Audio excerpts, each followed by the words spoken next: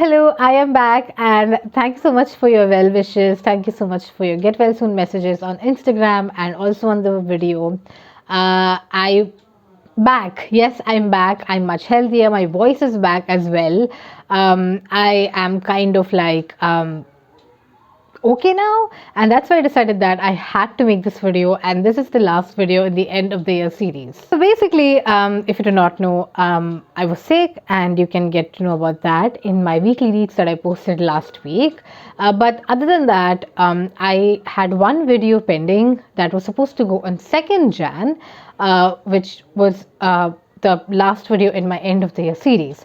Unfortunately, I couldn't post it then because I felt sick, and that's why I'm posting it now, talking about my reading goals 2022. But before that, I am very much grateful to all of you guys who are here, who are watching this video, and if you subscribed, thank you so much. And if you've not subscribed or liked the video yet, whatever, and if you like my content, please consider doing the same. I mean, I don't normally say that in my videos because I feel like it's the usual and people generally do it, but turns out that I'm supposed to say all of this in my videos. Anyway, I'm very grateful for you to be watching this video, and even if, like, my motto has always been, even if like 1 or 2 people are watching this and taking something away from it, this is like the thing, this is my thing. Okay, thank you so much, but let's get on to the video now. Okay, so if you have subscribe to my channel, and if you were subscribed to my channel earlier, you must have realized that I actually put a YouTube short video, which I generally don't do, and that YouTube short was actually about this one. This is my reading journal plus planner 2022, and I have a detailed video talking about this right down in the description box. Okay, so if you were observant and if you watched that video, you see that I actually use this planner to write my reading goals 2022. Okay, so this planner is going to be my reference for that, and if you want to see like the detailed page, it's there in the shorts video. I'll try to link it down below so you can check it out after this one. But yeah, let's get into my reading goals and my reading plans for 2022. So let me just start with the basics. Okay, the basic point. And one of the biggest things that I have been thinking about to change this year as compared to last year or the year before that was, should I reduce the books that I'm reading at one point of time? And I was thinking that maybe I should revert to like 1 book at a time system or 2 books at a time system, because generally when you read like a number of books at one point of time, there are days when it can feel a bit overwhelming. Now I am used to it, and I'm used to that overwhelming feeling as well, because I have a day job as well. So along with the day job, when I read like 4 books at a time, it kind of gets a bit stressful, stress. I mean, I don't feel stressed out, it's just that I just feel very overwhelmed that, oh my god, there are so many things that are happening. But then I have kind of realized that I need to compartmentalize a lot of things in my life, like be it my day job, be it my YouTube channel, be it other stuff like my art and the other things I dabble in. And so that's why I decided that in this year, with respect to my reading life, I am going to keep my sweet spot. So basically, at any given point of time, I read 4 books. But what I'm going to do is, as a sweet spot, I'm going to restrict the number at 3 books. So this means like 1 ebook, 1 audiobook, and 1 physical book, or 2 physical books and 1 audiobook, because I always have an audiobook on the side. If it's not 3, and if there are a lot of like stuff and commitments in my reading life, then it's going to be 4. Okay, so either it's going to be 3 or either it's going to be 4, but it's not going to be less than that, because I still want to like continue reading multiple books at a time. And the reason I realized that I should be reading multiple books at a time is, I would say, like, if I read 1 book at a time, there are times when I get disinterested and then I don't read that book anymore. And like I say in my how to read multiple books at a time, link in the description box, if you're looking for to read multiple books at a time, then that's a guide to help you do it. The thing is that I kind of like just get bored and I just slack off on one particular book, and that book is just like on my table or nightstand or whatever, and then I don't move on to the next book. Okay, so I want to avoid that whole situation, like because I want to be reading more, I want to be consuming more, and it's not about the numbers, it's more about the quality, but at the same time ensuring that I am reading and I don't get off reading. I don't slack off in any manner. And I think this will help, like keeping 3 books and 4 books will help. So yeah, it's either 3 or max to max it's going to be 4. It's not going to be more than 4, because if anything more than 4, then I'm really going to be all over the place, and I really don't want to do that. So that's my first plan for 2022. The next plan for me is something that's very unusual for me, and this is something that I'm going to be like starting. I already started it, and that's why my reading planner comes into place, and that is making a TBR. That means I will be selecting like 4 books to read in a particular month, considering that I'm planning to read 3 to 4 books at one point of time. But I'm not going to like just stick to those 4 books. I'll still be like be flexible, make the schedule flexible so that I can pick out more books. Okay. So for example, now I've already tried and tested this and it's kind of working. So example, like for this month, I had like 3 to 4 books in mind to read. In the last weekly, if you've seen it, you know that I'm reading Master and Margarita, The Ivory Throne, and Home Before Dark. Now, Home Before Dark was not a planned book for me. I was not planning to read it at all.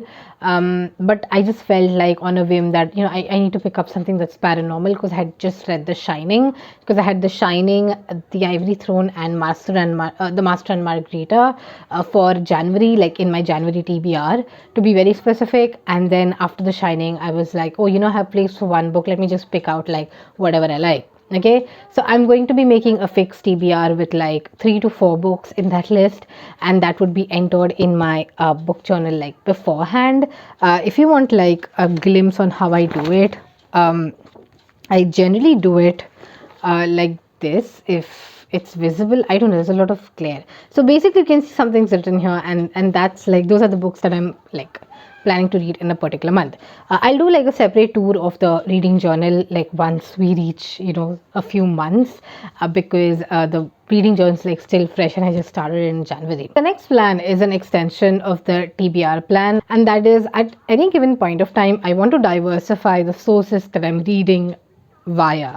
Okay, for example, like I said, I want to be reading a physical book. I want to be reading a book I own on my Kindle. And I also want to be reading an audiobook. The audiobook can be from Audible. The audiobook can be from Libby, because these are the sources that I use for my audiobooks. But when it comes to Kindle and physical books, at any given point of time, I don't want to be stuck with just like 1 or 2 forms. I want to diversify that whole situation as much as possible. And you'll kind of understand this more when I post my weekly reads, because I've already started implementing it. So I'm reading like 2 physical books right now, 1 Kindle ebook and 1 on audio plus ebook format. Okay, so I'm reading 4 books currently in that particular format. So it's just an extension, and it just helps me cover all the bases, because generally what happens is that when I read more audiobooks, I don't read like the other stuff, and when I read the other stuff, I don't read more audiobooks. Make sense? I don't know, but I would like to be like giving everything like equal weightage and read via all the sources that are available to me this year. This year, like one added goal that I have is actually to enjoy my reading life. I've literally written it here. It says, be relaxed when reading, keep your books diverse, and read the books that you love and enjoy the process and journey. Okay, and I think like as simple as it sounds, I feel like there are times when we read books that we don't like, but we're still reading them because of the hype or the appeal.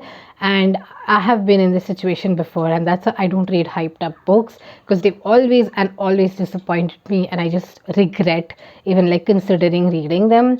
So the point is that it's your reading life, and you should be reading books that you absolutely love and that you actually want to read. And if a book is not working for you, you should for sure DNF it. It's very simple to say this, but it's very difficult to implement it when you're a perfectionist, when you want to like do things just because you are a perfectionist. Okay, so I think like that's one of the things that my reading is concentrated on reading what I actually want to read and reading what I love. And that being said, my last reading goal for this particular year, and I've also written it down, and it's like an additional goal for me, and that is keeping my journaling and documenting alive. Okay, so basically this is what I've written in my journal. It says, keep journaling and documenting your reading life and your thoughts. Keep it enjoyable and calm.